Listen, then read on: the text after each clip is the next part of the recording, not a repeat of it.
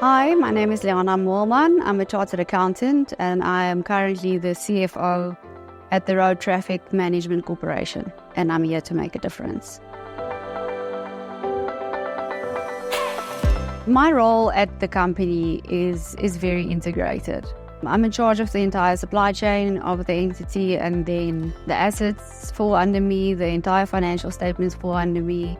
So basically everything that has to do with money falls over me. We've come a very long way. I've been the CFO for the past 10 years. I was appointed very young as the CFO, 28. I think sometimes ignorance is bliss, because I just walked in there and things have to happen. We need to comply. This is government. There's a lot of red tape.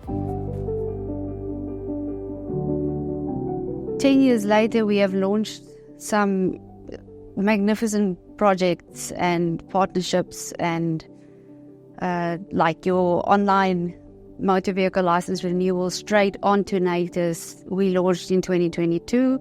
We have launched 2 new traffic DLTCs, the driving license testing centers, where you renew your driver's license. And we've changed the entire way that it's done. It's the one in Midrand and the one in Eco Park. It's now a one-stop. You start, we verify you, we interface with Home Affairs. That process is done, the payment, everything is done at that same station. So if you're there for more than 10 minutes, then we have a problem. And we're looking at rolling that out nationwide. It sounds like few things, but in government, all these things have to be gazetted, which takes a lot of time. And I'm very integral to that process on liaising with legal, deal with a lot of legal matters, getting all of these things gazetted, assisting our sister entities like the Road Traffic Infringement Agency, who is now busy with the R2 rollout, and that all has to go through NATIS, which we are the custodian of.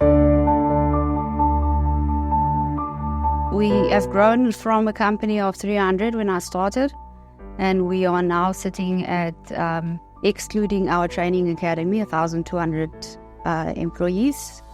We train traffic trainees.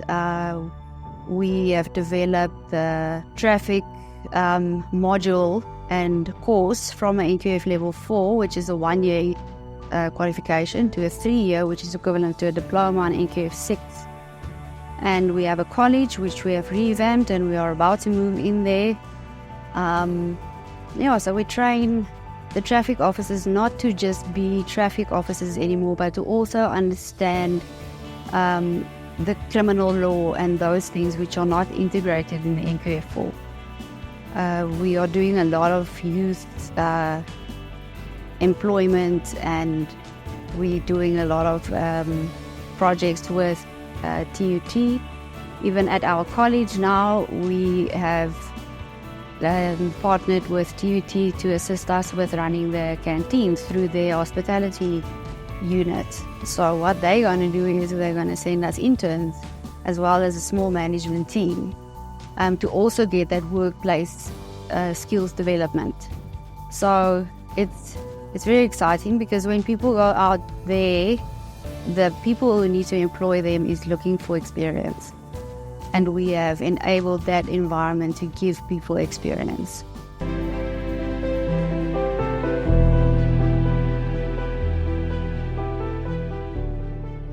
You know what? I think I was very privileged when I was appointed at 28 in such a big portfolio and a big role. And as youth walking out of varsity, you are equipped with the academics, but you are not equipped with the mental and the emotional intelligence that it takes to actually do that job. We all have one thing in common when it comes to youth. It's your developing years. And what you make of it is going to make or break you. The key for me was, I am going to do this. So first of all, it takes dedication. It takes hard work, because in government, there is so much red tape, and I am very proud to say that I'm sitting on 10 unqualified audits in the entity, because you need to be, at the end of the day, ensure that you can be held accountable. You need to know that, you need to honor that, and you need to sit in a position where you say that this is not going to happen. If we do this, we are facing this. And it's very easy for people in government to say, yeah, but it was an instruction. And by doing things the right way, keeping your integrity, keeping your ethics, but be willing to learn. You have to absorb the wisdom that's around the table. You are smart enough to know when someone is not coming from a wisdom point of view. And from that, you learn. But key to all of it is you need to be willing to put in the extra mile. It took us 5 years to get the new services that we wanted to offer to be approved by National Treasury. And you have to just keep striving for greatness because it can be done. We have proven it.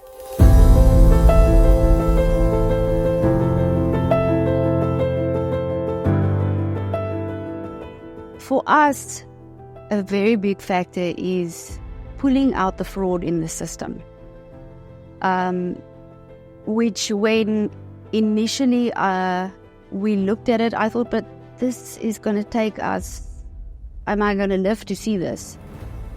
And we just kept pushing. We just insisted on, we have to deliver a service for the public.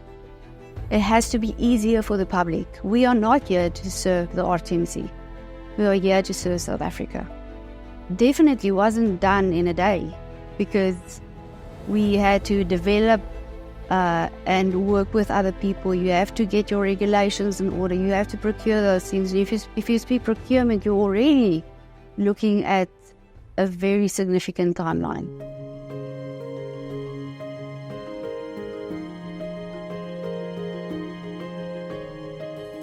And we are looking now at rolling out in the Eastern Cape and the Free State. There's a couple of the provinces because the minister did announce that the smart enrollment system has to be rolled out. And it's so nice to say that this is something that the RTMC developed. Our developers developed this entire system that integrates with Home Affairs, that works directly onto NATIS, and it's an easy process. You don't have to come there and then they say no, but you have to go and take a picture and then come back, and we do everything there. You print your temporary driver's license, everything. The picture that we take there comes onto the driver's license. So looking for better ways in a continuous manner and not falling back in that this is how it is. We just need to continue. There's red tape that causes delays, but you also have to respect the fact that at some level, that red tape is important.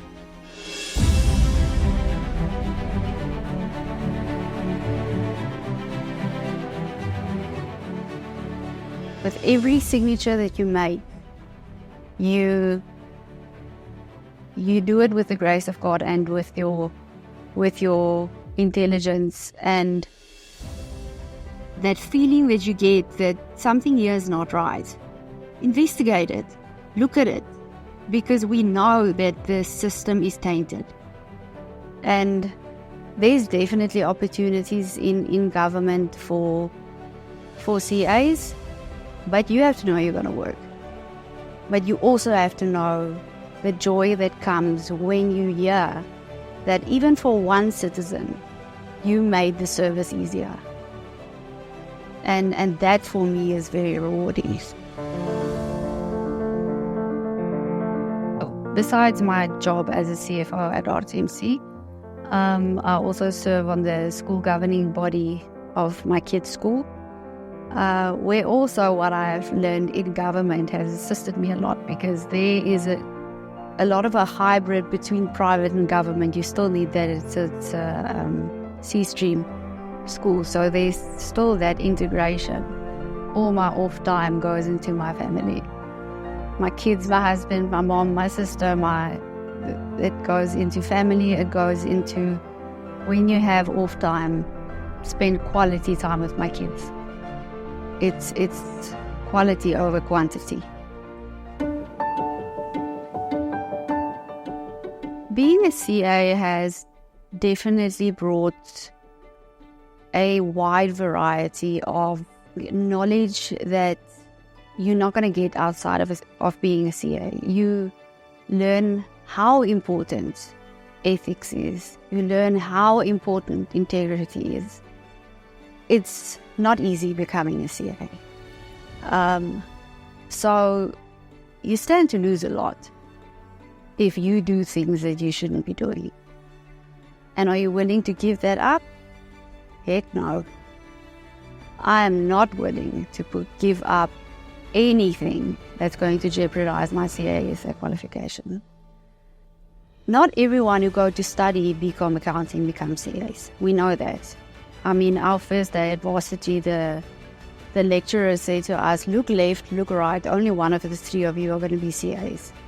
And I looked at both of the people and I thought, oh crap, I'm sitting between the smart people. What am I going to do now? So I'm probably the one who's going to fall out. And luckily I wasn't. There is something that comes with that qualification, something that happens inside you, that you know that I did this, I fought for this, and I will keep fighting to make sure that what I got, I'm honoring. Actually, a lot of my staff members have become accounting. Several of them have since now started with their honors. And it's inspiring to see that people want to be there. They see what being a CA is in you, because we're not a lot of CAs in the department. We are, I think, 3. I think the fight of becoming a CA and the joy that I find in inspiring other people in the industry, that's what keeps me going.